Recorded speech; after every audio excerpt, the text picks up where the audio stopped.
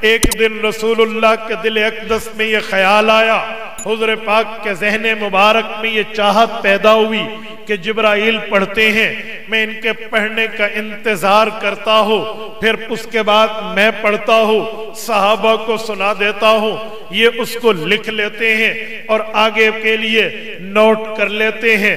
آیا ایسا کیوں نہ کیا جائے؟ جبرائیل کے پڑھنے کے دوران ابھی تلاوت جبرائیل کی جاری ہو، میں ایک ایک لفظ دہرانا شروع کر دوں، ریوائزنگ شروع کر دوں، یاد کرنا شروع کر دوں۔ یہ جلدی کرنے کے خیال پیغمبر کے دل میں آیا، تعجیل کا خیال رسول اللہ کے ذہن اقدس میں آیا، نبی پاک صلی اللہ علیہ وسلم کے دل میں یہ خیال آیا۔ حضور پاک علیہ السلام نے اس خیال پہ عمل فرمانا پریکٹیکلی یوں شروع کیا ہے۔ جبرائیل امین آئے ہیں، رب کا قرآن کہتا ہے، انہوں نے قرآن پڑھنا شروع کیا ہے۔ حضور پاک نے آج خلاف معمول کام کیا۔ حضور پاک علیہ السلام نے ترتیب سے ہٹ کے کام کیا۔ پہلے ترتیب تو یہ تھی جبرائیل کی تلاوت مکمل ہوتی، حضور پاک پڑھ لیتے۔ آج مکمل ہونے کا مرحلہ نہیں آیا، حضور پاک نے مکمل کرنے نہیں دیا، ابھی تلاوت جاری تھی، پیغمبر نے دہرانا شروع فرما لیا۔ رسالت مآب علیہ السلام نے اس کو پڑھنا شروع فرما لیا۔ جب حضور پاک نے ان کے دوران پڑھا، ابھی کلام اللہ کی تلاوت جاری تھی، اس دوران حضور نے پڑھا تو رب کریم نے جبرائیل امین کو فرمایا، اے جبرائیل اب یہ آیات پیغمبر پہ اتار دے۔ لاہور کے غیوروں، وہ آیات آج بھی سورۃ القیامہ میں پارہ نمبر 29 میں سورت کے پہلے رکوع میں موجود ہے۔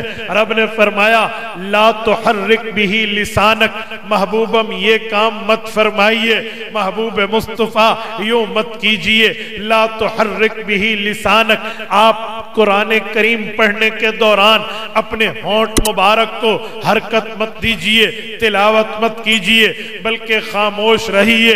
لتعجل بھی، آگے یہ بات سمجھانے کے لیے میں پوری بنیاد باندھ رہا ہوں، توجہ رکھنا۔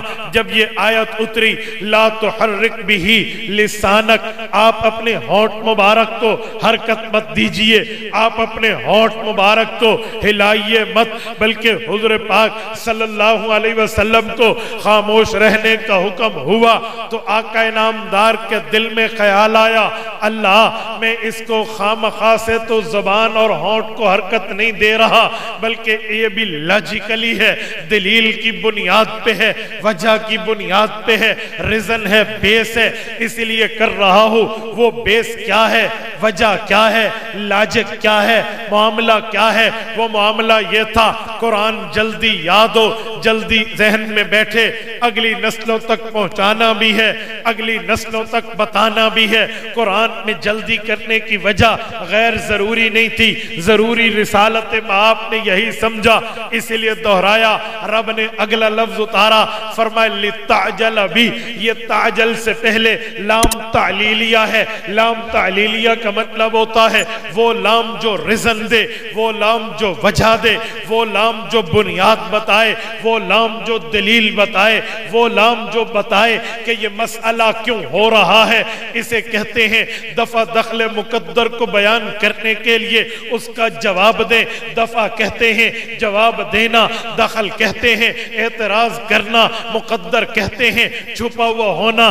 دفع دخل مقدر کا مطلب چھپے اعتراض کا جواب دو، اعتراض نقل نہ کرو، جواب دے دو۔ رب نے بھی دفع دخل مقدر کے اصول کے تحت حضور پاک کو جواب دیا، فرمایا لا تحرک بہ لسانک لتعجل بھی، محبوبم ہم جانتے ہیں آپ کی جلدی کرنے کی وجہ ہے، ہم جانتے ہیں آپ یہ بیس لیس کام نہیں کر رہے، بے بنیاد نہیں کر رہے، آپ کے پاس بنیاد ہے، اگلی نسلوں تک قرآن جائے گا، جلدی کر کے یاد کر لوں، اگلی امتوں تک قرآن، اگلی امت تک قرآن پہنچے گا، اس قرآن کی ریوائزنگ کر لوں، وجہ یہ ہے۔ لیکن محبوبم پریشان ہونے کی ضرورت نہیں ہے، ٹینشن نہیں لیجئے، ڈونٹ وری، آپ آپ کو فکر کرنے کی ضرورت نہیں ہے. اِنَّ عَلَيْنَا جَمْعَهُ وَقُرْآنَ. آپ کا رب اب بھی ہے, آپ کا رب پہلے بھی تھا, آپ کا رب بعد میں بھی ہوگا. رب کی قدرت, رب کی طاقت, رب کے معاملے ہیں. جو رب قرآن آپ پہ اتار سکتا ہے, جو رب قرآن آپ پہ نازل کر سکتا ہے, وہی رب اس قرآن کو آگے پہنچائے گا, وہی رب اس کلام کو آگے پہنچائے گا, وہی رب اس وحی کو آگے پہنچائے گا. اِنَّ عَلَيْنَا, ذمہ داری ہماری ہے.